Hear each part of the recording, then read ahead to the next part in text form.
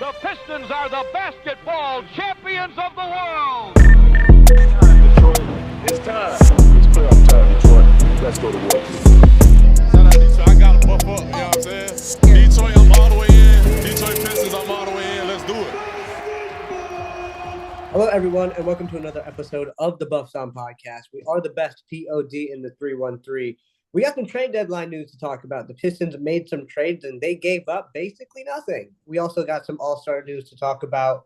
Cade Cunningham is making his first All-Star appearance next weekend. He is now participating in the three-point contest. Not exactly the Piston you thought would be participating in that contest, but I'm happy for it. We also are going to take a look at the remaining 4 games before the All-Star break. So we got a lot to get into today. So I kick it over to Valley first. Valley, how are you feeling about these trades that we got? We got Dennis Schroeder, we got Lindy Waters, and we got a pick. So what are you most excited about? And please don't say it's the pick. Super excited about everything. Super excited about a GM that really seems like he has his head on straight. Because when you zoom out a little bit in terms of what we gave up and what we acquired, we essentially gave up nothing. Not even essentially. I don't think anything went out in any of the trades that we did. We had to give up a couple of picks and I think one of the seconds or something could be ours, but that's why I say essentially, but because it is nothing. We didn't give anything up. Trajan Langdon mentioned he doesn't really want to break this team up. He thinks everybody plays his role. There's a real unity. There's a real cohesiveness and a real aim to make a playoff push here with this team together. So we didn't want to mix this roster up, and we haven't, and we've been able to add one Dennis Schroeder who's going to come in and just be really, really important to this team. We've talked about in the last couple of weeks since Ivy's been down, the extreme need for another ball handler. Sasser's come in, and Sasser's been Sasser, but it's been evident that we really lack still a bit of ball handling, and maybe this could even free Sasser up to just be a pure scorer. They're both a little smaller on the smaller side. It'd be interesting if they could play together, but Dennis Schroeder is gonna make life so much easier for Cade Cunningham. Cade had 38 minutes last night. You can see he's just getting a lot of shots up. The efficiency is dropping a little bit. We've talked about him being just overworked recently.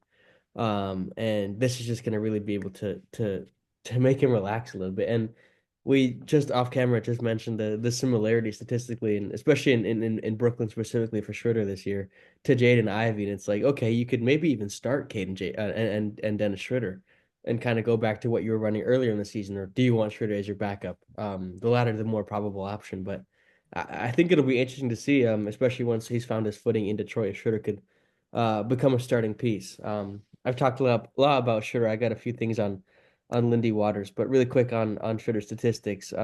He's played for a lot of teams now.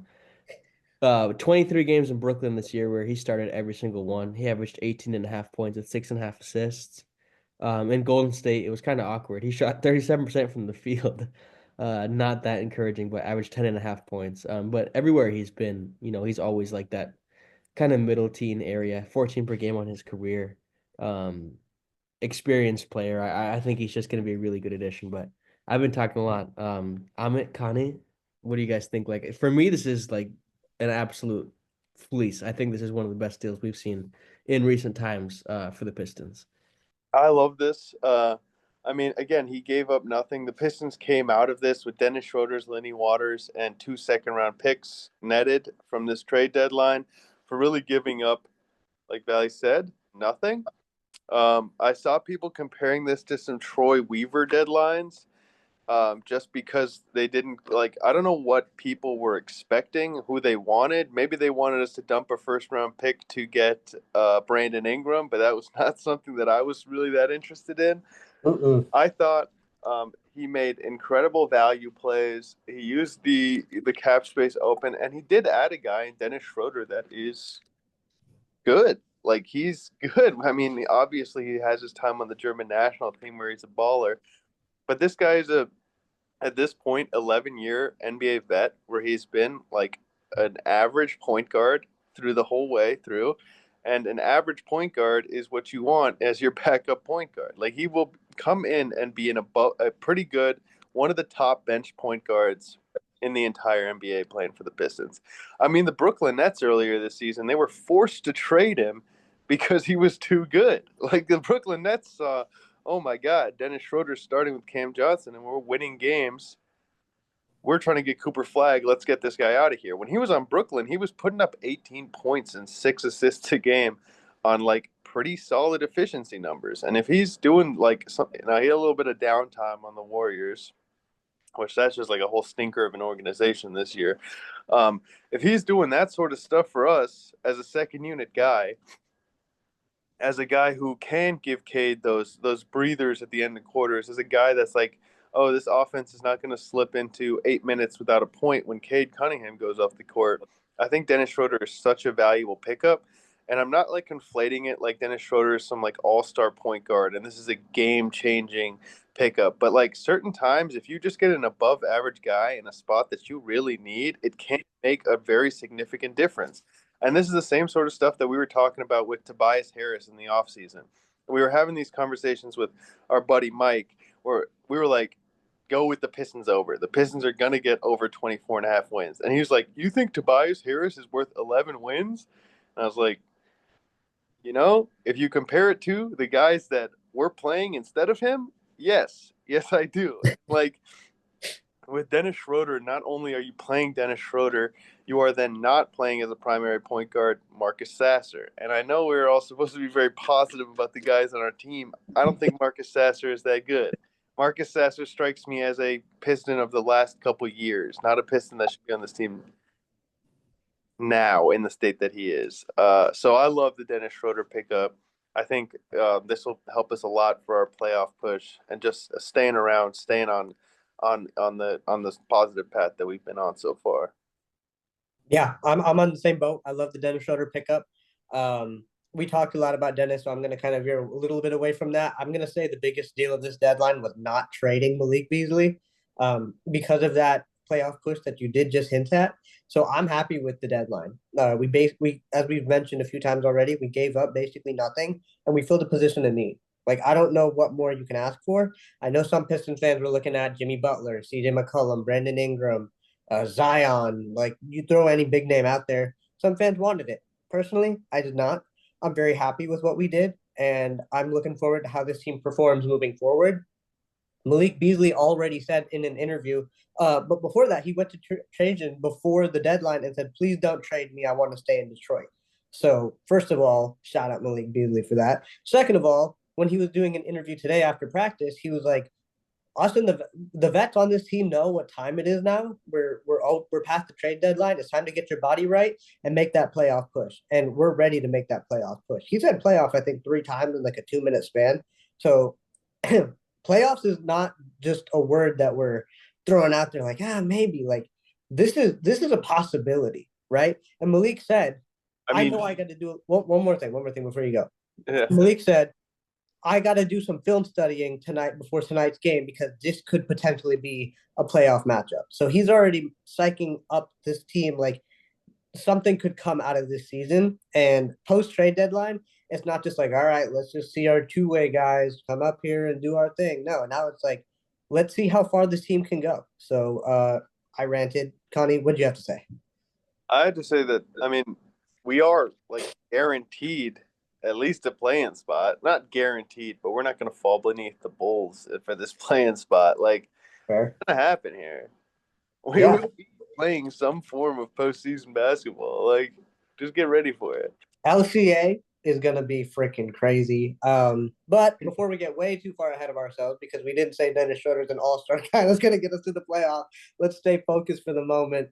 Let's talk about the other guy that the Pistons acquired, Lindy Waters. Valley, what do you got on Lindy Waters? Lindy Waters, laptop went slow, is a 4th-year guy now. He also played 4 years in college. So despite only being a 4th-year guy, probably has a bit more experience than your average 4th-year guy, especially considering the teams he's been on. He spent his first 3 years in the league in Oklahoma City, where he also played college while Oklahoma State.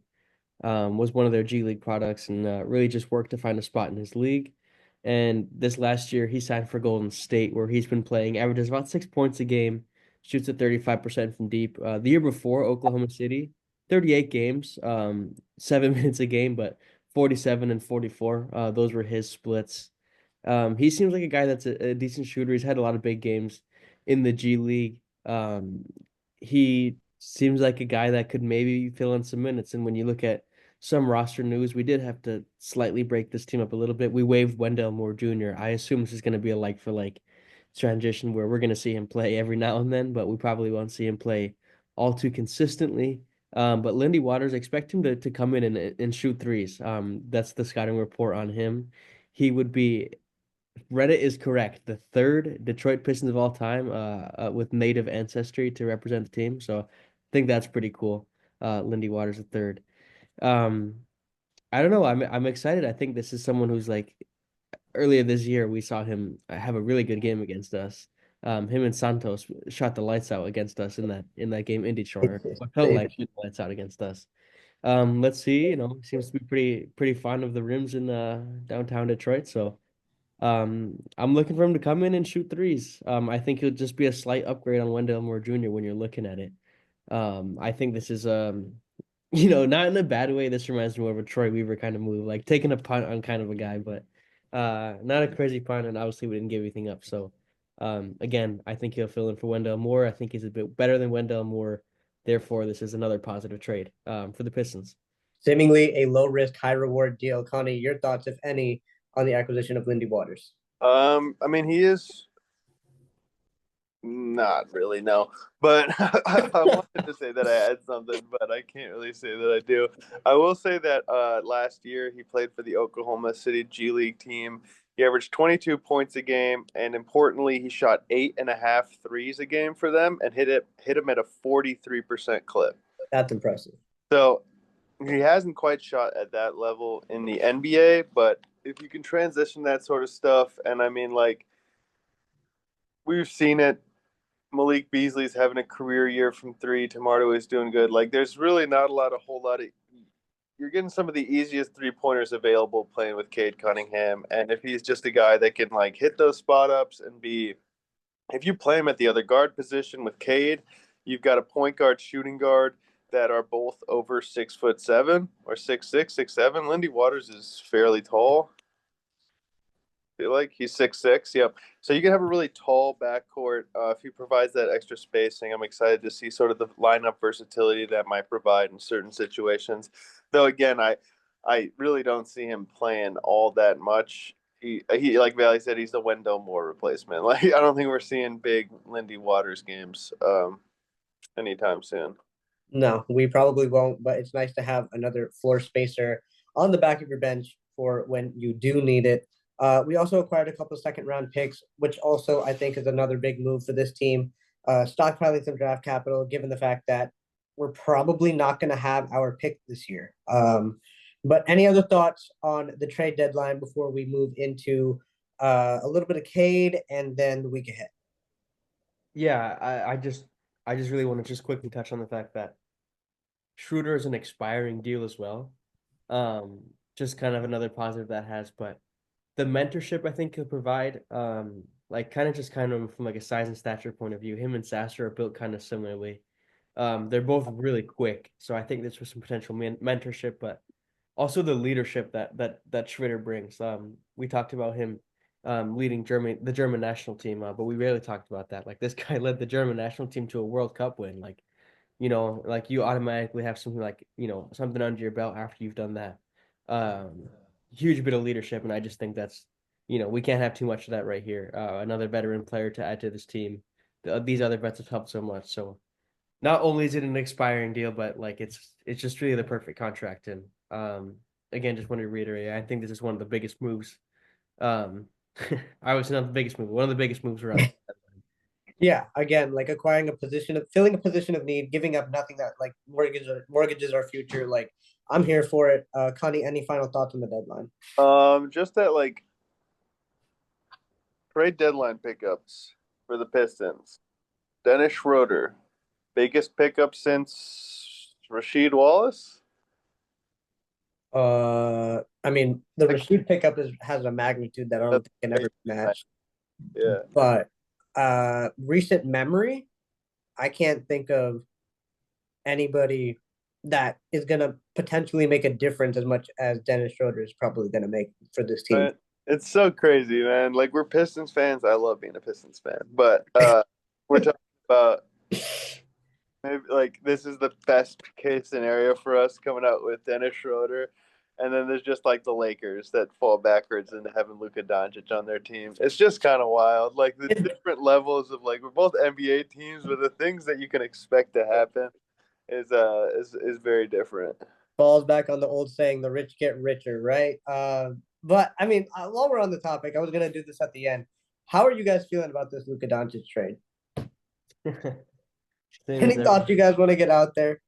I love it. I have, for some reason, a lot of friends around here that are Lakers fans, and they're all like fully in on the championship. And at first, I was a little dubious about it. Like, you guys can't really play defense. I feel like Luka's going to be out for a while, but Luka's coming back. And like when you look at the Western Conference is deep, but other than OKC, if I'm the Lakers, I'm not really fearing anybody. And even if I am the Lakers, like I'm bigger and I have two guys that could absolutely find mismatches and bully on OKC. I I think they got a shot to get to the championship. Do we now? Okay, okay. I don't know if defense is going to be the Lakers' strong suit, but well, I'm curious to see how this goes out. You know, a young budding star in Luka Doncic and one of the greatest of all time, if not the greatest of all time, in LeBron.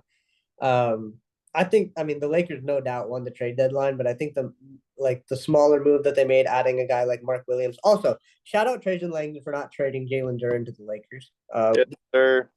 We truly appreciate that not happening.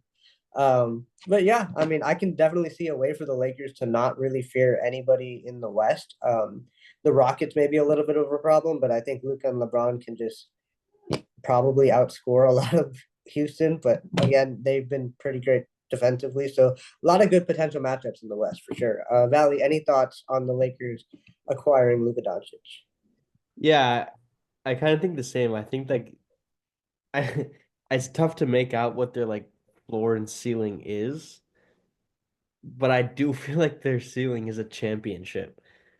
Just because they have Luca and Braun, like I think that's like the highest combined basketball IQ between two players ever shared on a court before, and like no matter what, that's gonna give you the opportunity, especially when LeBron's going. What did he have last night? 42, I think 42. Yeah, 42 and something. He was 23 and 11 at halftime. Like, that's you know, nothing.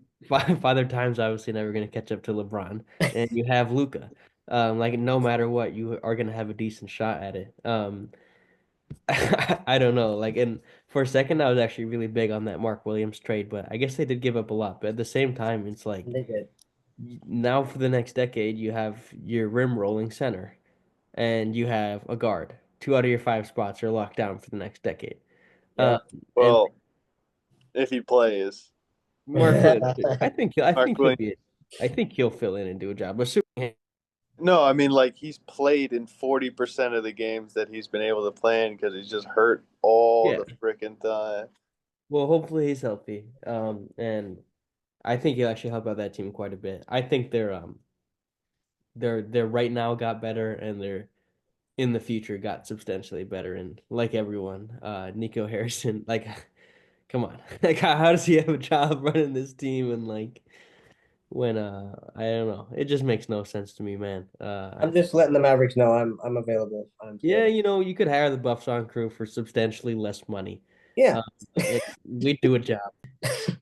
Any other trades you guys want to touch on before we move on to okay, how about this? Any trades that you guys saw happen that you think flew under the radar? Connie, I'll start with you. Flew under the radar. Uh, no. I feel No? like everything kind of stuck the way that it should. I mean, maybe like the De'Aaron Fox. I don't even think that was that big of a trade. No, I think everything got adequately talked about and covered. I think I would agree. I don't think there are any really. Awesome. Under the radar bad move is I think the Bucks are gonna really figure out how fucking terrible Kyle Kuzma is.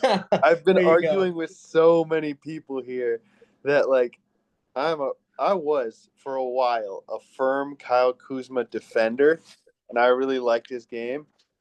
He has been PU stinky this year, and I just don't think. I mean, other than he's like bigger than him, I don't think Kuzma's given more to the Bucks than. I know Chris Middleton was not having a good season either, but I think Kuzma.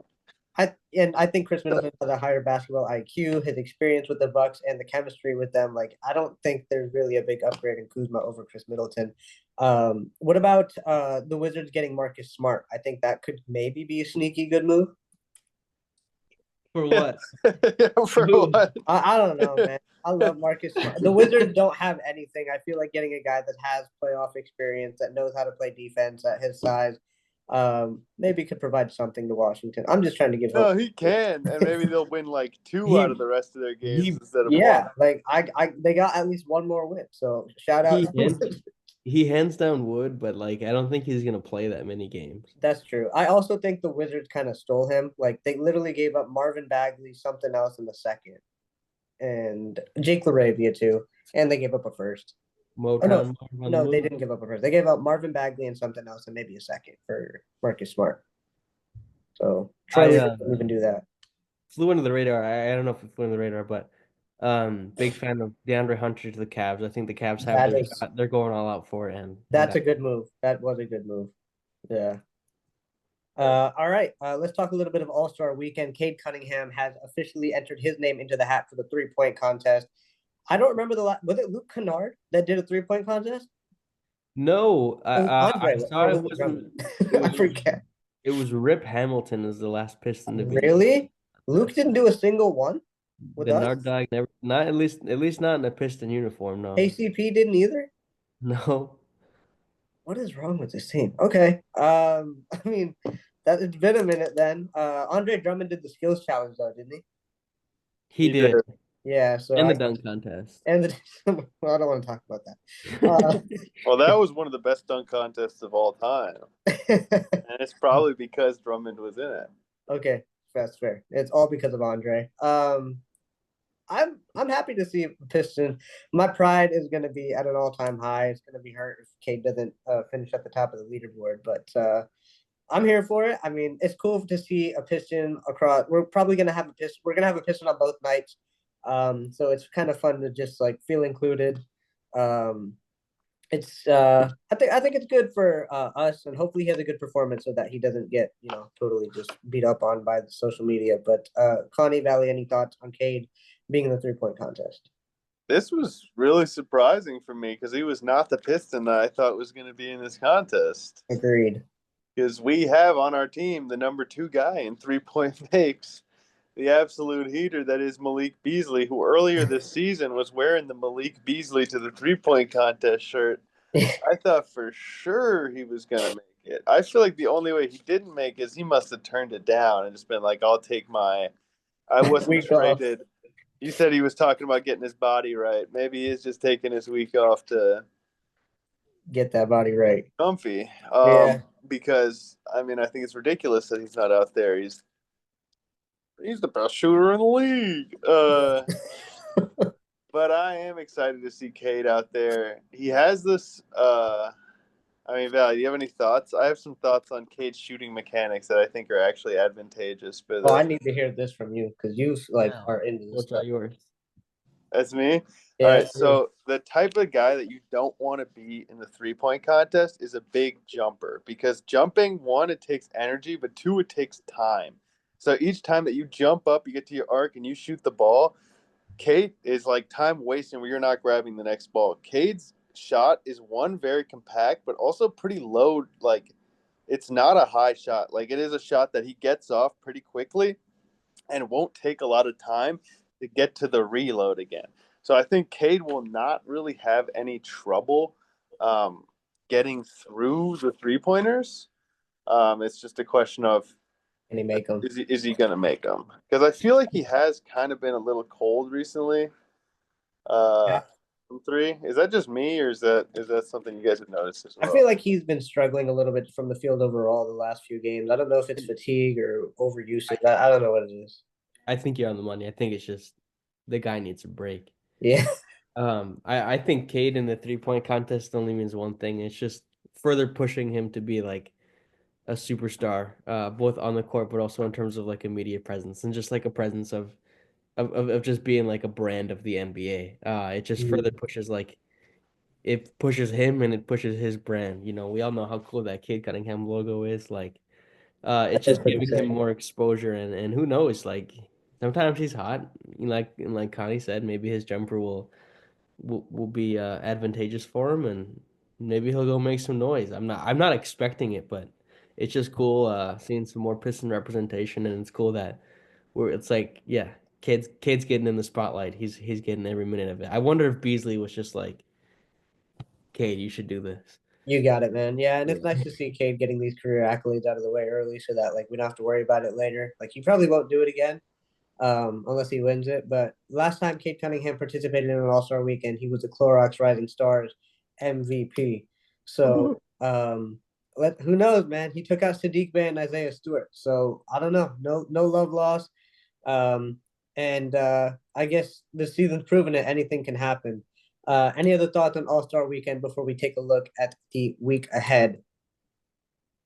All right. So Pistons got 4 games before the break. 2 at home, 2 on the road. Tonight, we play the Philadelphia 76ers, where Cade Cunningham is a game-time decision.